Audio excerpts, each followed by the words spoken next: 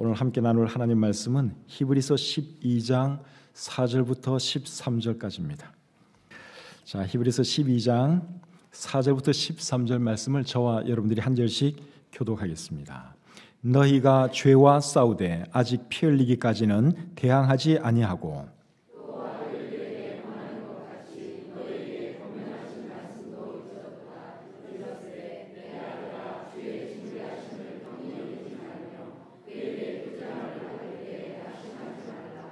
주께서 그 사랑하시는 자를 징계하시고 그가 받아들이시는 아들마다 채찍질 하심이라 하였으니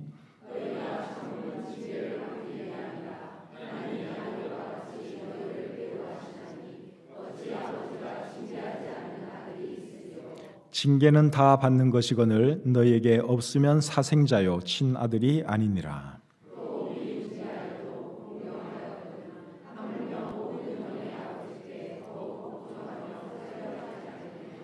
그들은 잠시 자기의 뜻대로 우리를 징계하였거니와 오직 하나님은 우리의 유익을 위하여 그의 거룩하심에 참여하게 하시느니라.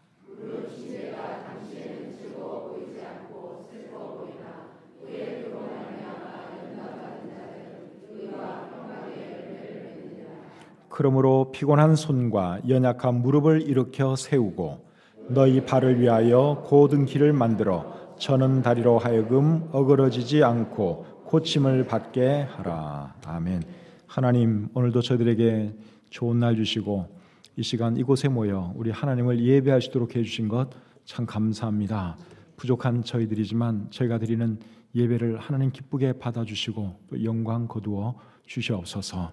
예배를 통해서 우리의 삶이 더욱더 주님을 닮아가게 하시고 또 주님께 영광 돌리는 삶을 살겠다고 다시 한번 다짐하고 결심하는 시간 되게 해 주시옵소서. 모든 시종을 주님께 의탁하오며 예수님의 이름으로 기도합니다. 아멘. 자리에 앉겠습니다.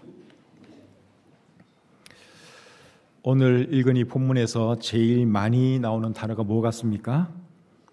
징계라는 단어죠. 징계라는 단어가 제일 많이 나옵니다. 제가 세보니까 8번 나왔습니다. 8번.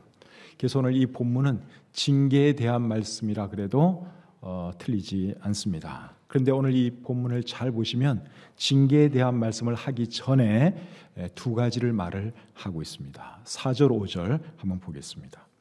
너희가 죄와 싸우되 아직 피 흘리기까지는 대항하지 아니하고 또 아들들에게 권하는 것 같이 너희에게 권면하신 말씀도 잊었도다. 자, 이 말씀을 잘 보시면 두 가지를 말하고 있어요. 첫째는 너희가 죄와 싸우되 피 흘리기까지는 싸우지 아니했다 하는 말씀을 하고 있고, 두 번째는 너희에게 권면하신 말씀을 잊었다 이 말씀을 하고 있습니다. 그러고 나서 이제 징계에 대한 말씀을 쭉 하고 있는데 먼저 첫 번째 하신 그 말씀부터 좀 생각해 보기를 원합니다. 첫 번째 하신 말씀이 뭐죠? 너희가 죄와 싸우되 피 흘리기까지는 싸우지 아니했다 하는 말이죠. 여러분, 이 말의 의미가 뭘까요?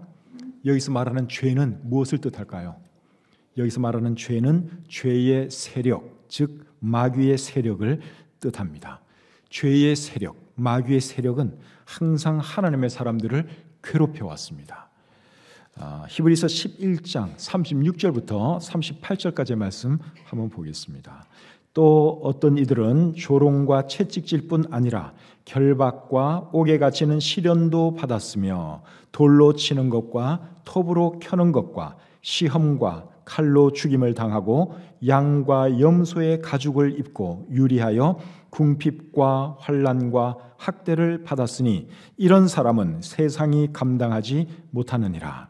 그들이 광야와 산과 동굴과 토굴에 유리하였느니라. 방금 읽은 이 말씀은 우리 믿음의 선조들이 어떻게 참 핍박당하고 어려운 생활을 했는가 하는 것을 보여주는 말씀이죠. 여러분, 누가 이들을 이렇게 힘들게 만들었습니까?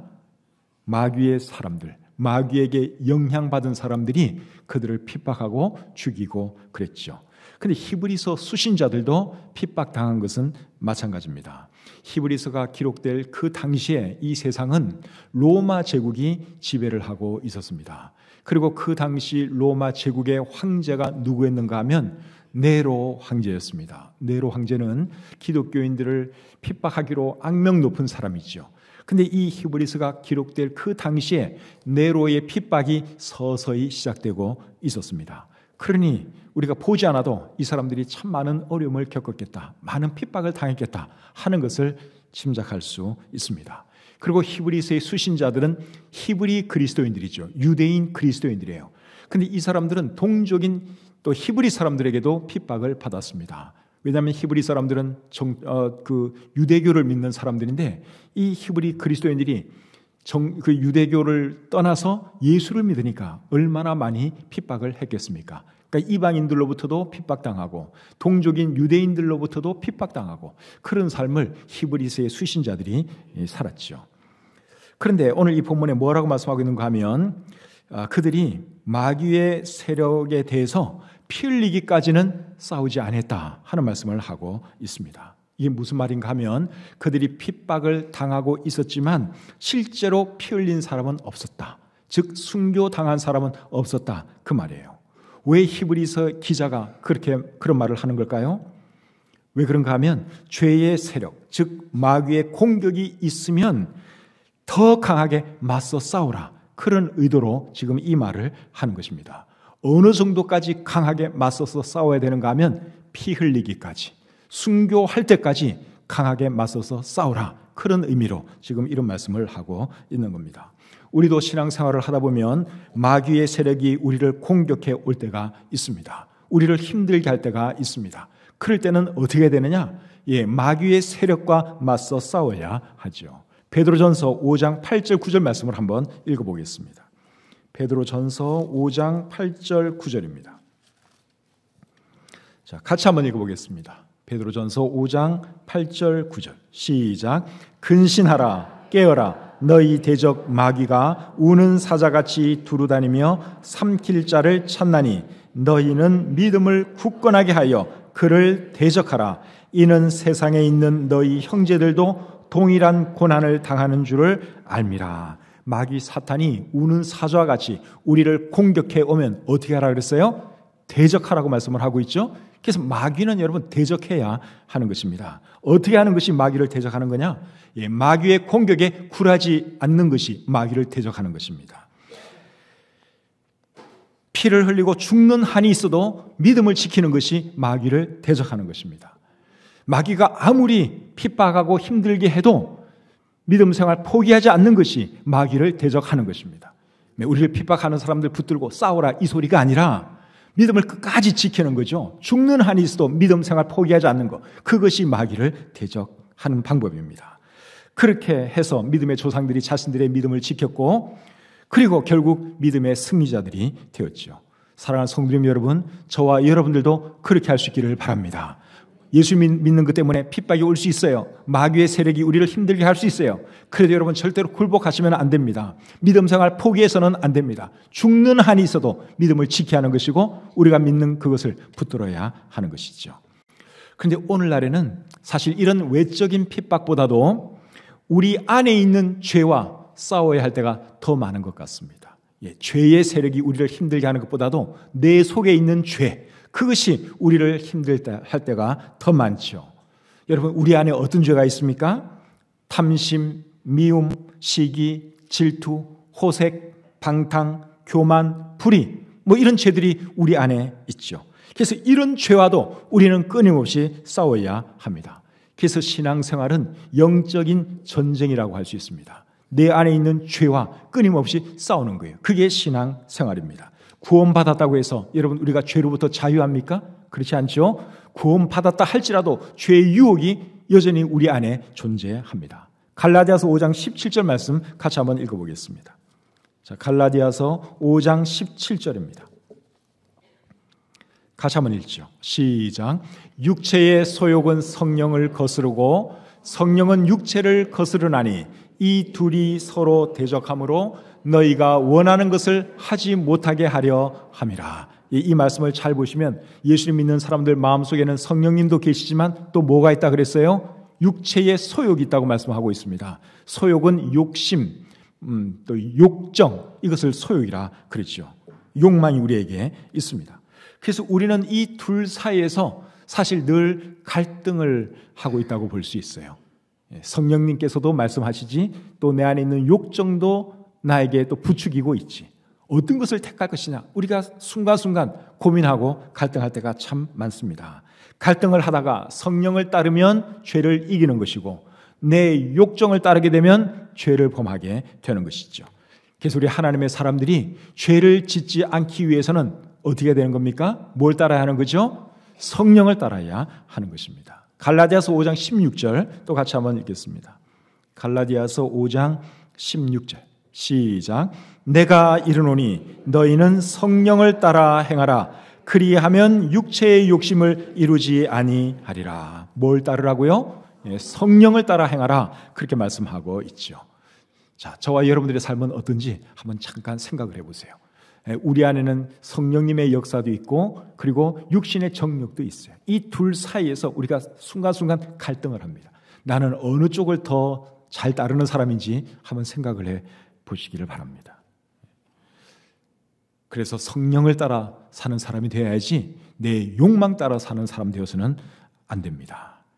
그래서 어떻게 하면 우리가 육신의 욕망 따라 살지 않고 성령을 따라 살 수 있는가 하면, 성령 충만하면 그것이 가능해집니다. 성령 충만하면 성령 인도하심 따를 수밖에 없어요.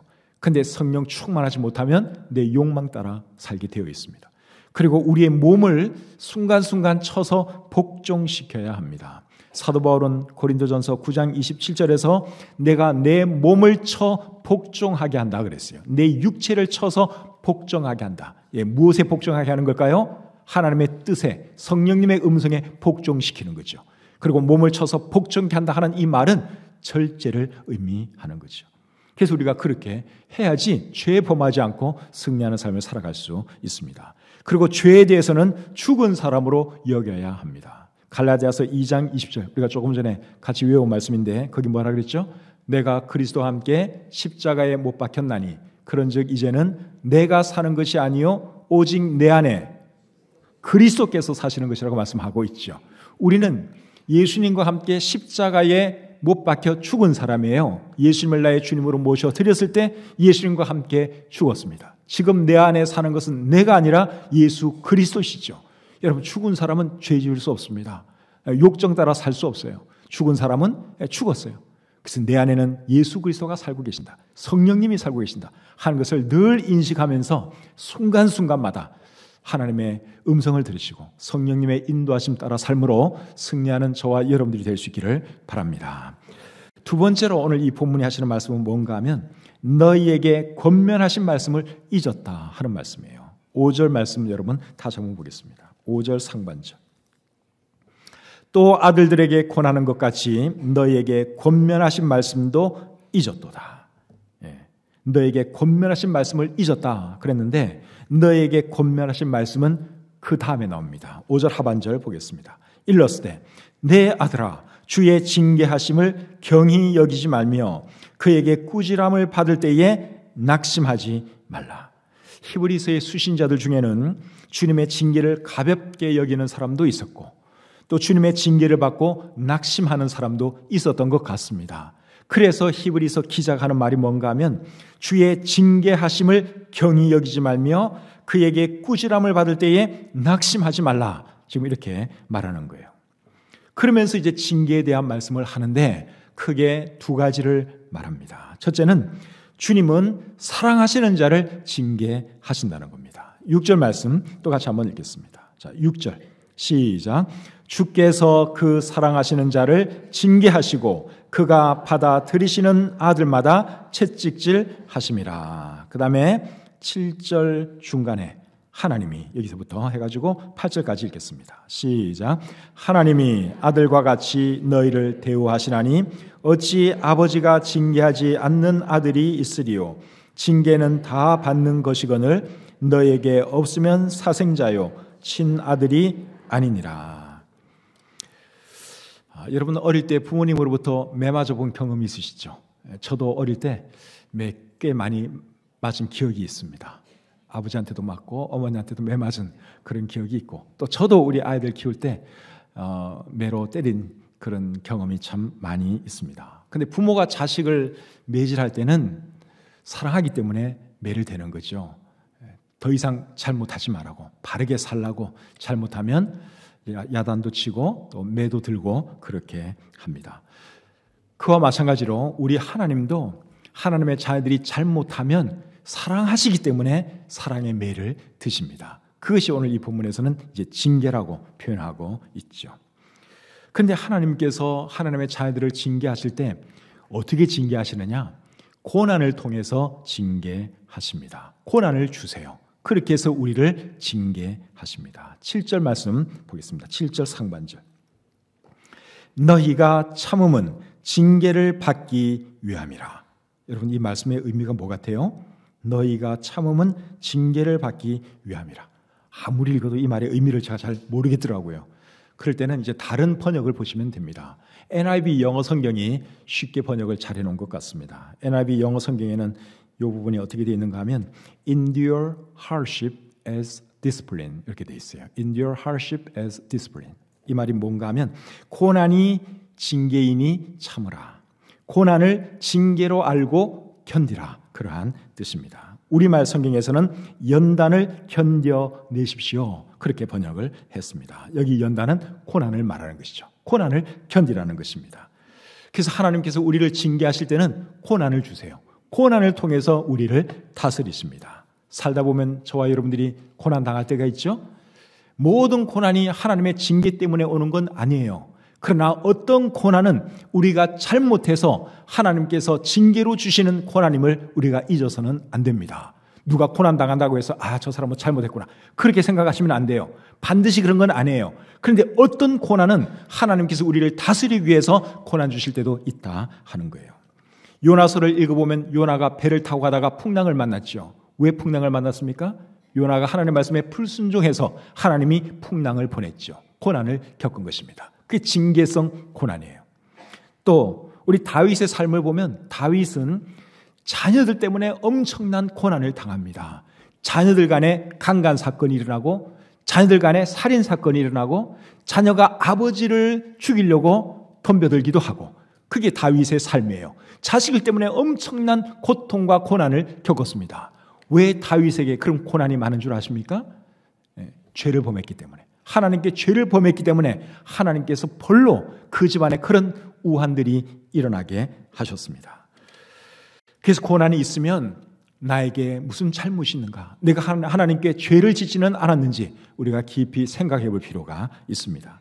그래서 전도서 7장 14절에는 이렇게 말합니다.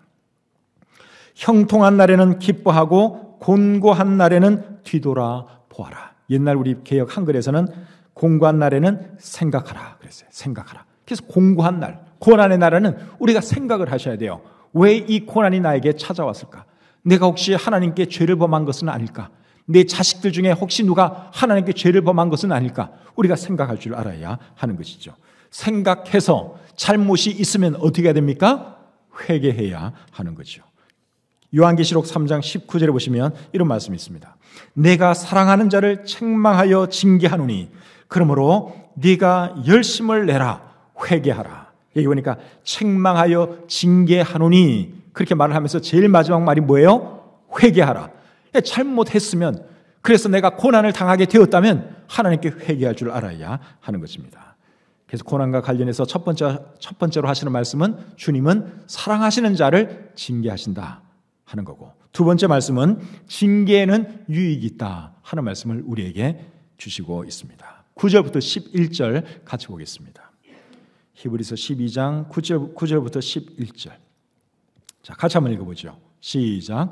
또 우리 육신의 아버지가 우리를 징계하여도 공경하였거든 하물며 모든 영의 아버지께 더욱 복종하며 살려 하지 않겠느냐. 그들은 잠시 자기의 뜻대로 우리를 징계하였거니와 오직 하나님은 우리의 유익을 위하여 그의 거룩하심에 참여하게 하시느니라.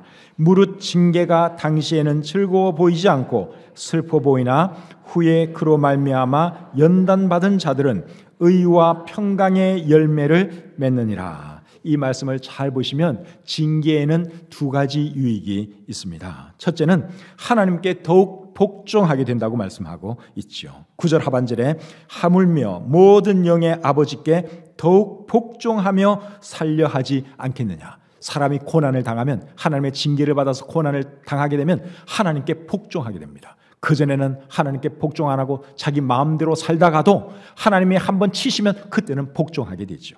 하나님께 복종한다는 이 말은 하나님 말씀에 순종한다, 그 뜻이죠. 시편 119편 67절 말씀 우리 같이 한번 읽어보겠습니다. 시편 119편 67절 말씀. 자, 같이 읽겠습니다. 시작. 고난 당하기 전에는 내가 그릇 행하였더니 이제는 주의 말씀을 지키나이다. 시편 119편을 기록하신 분도 고난 당하기 전에는, 하나님의 징계를 받기 전에는 마음대로 살았는데 고난 당하고 나서 하나님 말씀을 지킨다고 여기 말씀하고 있습니다. 그 다음에 71절 72절 또 읽겠습니다. 71절 72절 시작. 고난 당한 것이 내게 유익이라. 이로 말미암아 내가 주의 율례들을 배우게 되었나이다. 주의 입의 법이 내게는 천천 금은보다 좋으니라. 고난 당한 것이 내게 유익이라고 그렇게 고백을 하고 있어요. 그러면서 고난을 통해서 이제 하나님 말씀을 더 잘 지키게 되었고, 그래서 지금은 하나님 말씀이 천천 금은보다 좋다고 고백을 했습니다. 여러분, 그러니까 징계가 나쁜 것만은 아니에요. 하나님의 매를 맞으면, 하나님께서 우리에게 고난을 허락하셔서 고난을 당하게 되면 하나님 말씀에 우리가 순종하는 사람이 됩니다. 그러니까 지금 여러분들이 하나님 말씀 순종하지 않고 마음대로 살아가다가도 하나님이 한번 치시면 어떻게 되는 줄 아세요? 납작 엎드립니다. 하나님 잘못했습니다. 하나님 말씀 잘 들을게요. 그러면서 하나님 말씀에 순종하는 그런 삶을 살게 되죠. 두 번째로 어떤 유익이 있는가 하면 거룩하게 되고 의와 평강의 열매를 맺게 된다고 말씀하고 있습니다. 10절 하반절에 보시면 오직 하나님은 우리의 유익을 위하여 그의 거룩하심에 참여하게 하시느니라. 그의 거룩함에 참여하게 한다 하는 이 말은 우리로 하여금 거룩한 사람이 되게 하신다, 그 뜻이죠. 그리고 11절 하반절에 보시면 후에 그로 말미암아 연단받은 자들은 의와 평강의 열매를 맺느니라. 하나님의 징계로 고난을 당하게 되면 무슨 열매를 맺는다고요? 의와 평강의 열매를 맺는다, 그렇게 말씀하고 있죠. 그래서 우리가 하나님의 징계로 고난을 당하게 되면 하나님 말씀에 순종하게 되고, 하나님 말씀에 순종해서 살다 보면 거룩한 삶을 살게 되고, 거룩한 삶을 살다 보면 의와 평강의 열매를 맺게 됩니다. 그러니까 징계로 고난 당하는 것이 이게 결코 나쁜 것이 아니다 하는 것이죠. 하나님께서 우리를 징계하실 때는 우리를 절대로 미워서 징계하는 것이 아닙니다. 하나님의 뜻대로 우리를 더 아름다운 사람으로 빚으시기 위해서 하나님께서 우리를 징계하시고 고난도 주시고 어려움도 주시는 것이죠. 그래서 우리가 이런 것을 잘 이해할 수 있어야 합니다. 그래서 우리가 징계를 당할 때는 가볍게 생각을 해서도 안 되고, 또 징계 때문에 낙심을 해서도 안 됩니다. 그럼 어떻게 해야 될까요? 잘못한 거 생각해서 하나님께 회개하면 돼요. 그리고 바르게 살아가면 되는 것이죠. 그렇게 하라고 하나님께서는 우리에게 고난을 허락하십니다. 자, 이제 마지막으로 이 본문의 결론 부분을 보도록 하겠습니다. 12절 13절입니다. 12절 13절 시작. 그러므로 피곤한 손과 연약한 무릎을 일으켜 세우고 너희 발을 위하여 곧은 길을 만들어 저는 다리로 하여금 어그러지지 않고 고침을 받게 하라. 12절과 13절에 보면 피곤한 손, 연약한 무릎, 저는 다리, 이런 표현이 나오는데 이거는 상징적인 표현이에요. 히브리서 11장 1절을 보시면 히브리서 기자는 믿음 생활을 경주에 빗대어 말씀을 했죠. 자, 12장 1절 한번 보겠습니다. 히브리서 12장 1절 이러므로 우리에게 구름같이 둘러싼 허다한 증인들이 있으니 모든 무거운 것과 얽매이기 쉬운 죄를 벗어버리고 인내로서 우리 앞에 당한 경주를 하며, 그렇게 말씀을 하고 있는데 여기 말하는 경주는 실제적인 달리기 경주를 말하는 것이 아니라 믿음 생활을 빗대어 말하는 겁니다.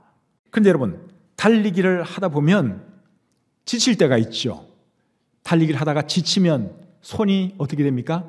손이 아래로 내려갑니다. 힘이 있을 때는 열심히 팔을 이렇게 저으면서 열심히 뛰지만 지치거나 이제 이렇게 쓰러질 직전 되면 손이 축 처집니다.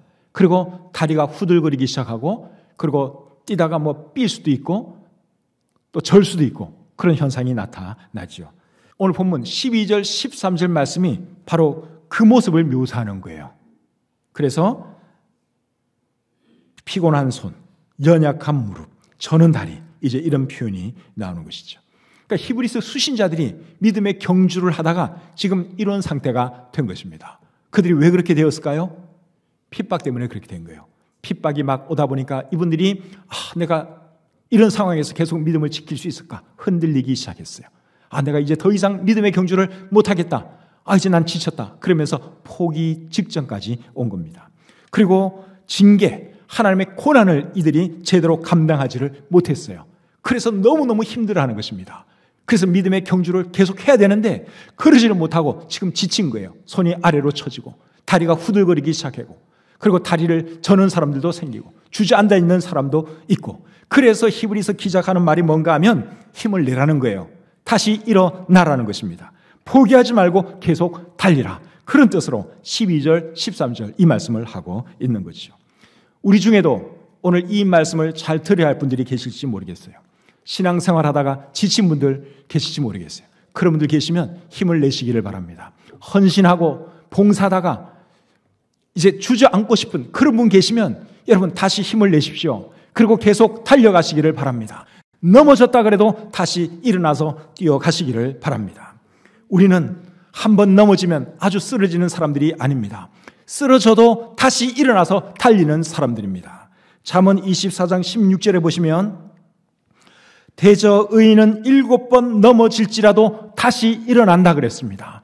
악인들은 한번 넘어지면 그걸로 끝나는 거예요. 그러나 우리 믿는 사람들은 쓰러지기도 하고 넘어지기도 하지만 그걸로 완전히 끝나는 것이 아니라 다시 일어나서 믿음의 경주를 달려나가죠. 그게 우리 하나님의 사람들입니다. 그리고 일어나서 달리다 보면 다시 힘이 생깁니다. 절었던 다리가 낫습니다. 우리 심령의 치유가 일어납니다. 그 말씀이 13절 말씀의 의미예요. 13절 말씀 제가 다시 읽겠습니다. 13절. 너희 발을 위하여 곧은 길을 만들어 저는 다리로 하여금 어그러지지 않고 고침을 받게 하라. 그러니까 이 히브리서 수신자들 중에는 믿음의 경주를 하다가 지금 발 다친 사람이 있는 거예요. 주저앉아 있는 사람이 있는 거예요. 그런 사람들을 향해서 하는 말이 피곤한 손과 연약한 무릎을 일으켜 세우라는 것입니다. 그리고 계속 달리라는 것입니다. 그리고 달리다 보면 아픈 다리도 낫고 아픈 무릎도 낫고 다 낫는다는 거예요. 그래서 우리가 사역을 하다가 지칠 때가 있어요. 주저앉을 때가 있어요. 그래도 여러분 계속 주저앉지 마시고 일어나시기를 바랍니다. 한 번 주저앉고 안 일어나면 그 사람 다시 못 일어날 수 있어요. 헌신하다가 포기해버리면 다시는 헌신할 기회가 그 사람에게 안 올 수도 있어요. 그런데 힘들어도 다시 일어나서 헌신하고 봉사하다 보면 과거에 언제 내가 상처받았지? 언제 내가 힘들지? 다 잊어먹습니다. 그리고 열심히 즐겁게 또 주의 사역 감당하게 되는 것이죠. 혹시 여러분들 중에 신앙생활 하다가 헌신하다가 힘들고 지친 분 계시면 오늘 이 말씀을 잘 들으세요. 피곤한 손과 연약한 무릎을 어떻게 하라고요? 일으켜 세우라. 하나님 말씀이에요. 그래서 일어나셔야 됩니다. 그리고 다시 달려야 하는 것이죠. 이 점에 있어서 우리에게 좋은 본을 보인 분이 저는 사도 바울이라고 생각을 합니다. 사도 바울은 한평생 고난과 핍박 속에서 신앙생활을 했습니다. 고난과 핍박 속에서 사역을 했습니다. 그럼에도 불구하고 그분이 한 번도 낙심하거나 좌절하지 않았습니다. 물론 순간적으로 좌절한 적 있을 거예요. 순간적으로 낙심한 적 있을 거예요. 그런데 계속 낙심해 있지 않았어요. 다시 일어나서 믿음의 경주를 계속 달렸습니다. 그래서 빌립보서 3장 14절에서 바울이 이렇게 말하죠. 표대를 향하여 그리스도 예수 안에서 하나님이 위에서 부르신 부름의 상을 위하여 달려가노라. 한번 따라하세요. 표대를 향하여 달려가노라. 표대를 향하여 위에서 부르신 부름의 상을 위하여 달려가노라. 우리도 그렇게 할 수 있기를 바랍니다. 지친 분 계십니까? 쓰러져 앉아 있는 분 계십니까? 일어나세요. 일어나시고 다시 힘을 내어서 하나님께서 달려가라고 한 그 길 끝까지 달려나가시는 여러분들이 다 되시기를 우리 주님의 이름으로 축복합니다. 기도하겠습니다. 하나님 말씀을 통해서 우리를 위로해 주시고 격려해 주시니 감사합니다. 사역하다 보면 지칠 때가 있습니다. 힘들 때가 있습니다. 쓰러질 때도 있습니다. 그래도 계속 쓰러져 있지 않도록 도와주시고 주님 손잡고 우리가 일어날 수 있도록 도와주시옵소서. 지금까지 잘 달려오게 해주신 것 감사합니다. 앞으로도 주님께서 그만 뛰라 할 때까지, 하나님 나라로 우리를 부르실 때까지 열심히 믿음의 경주를 달려가는 우리 모든 성도님들 되게 해 주시옵소서. 감사드리며 예수님의 이름으로 기도합니다. 아멘.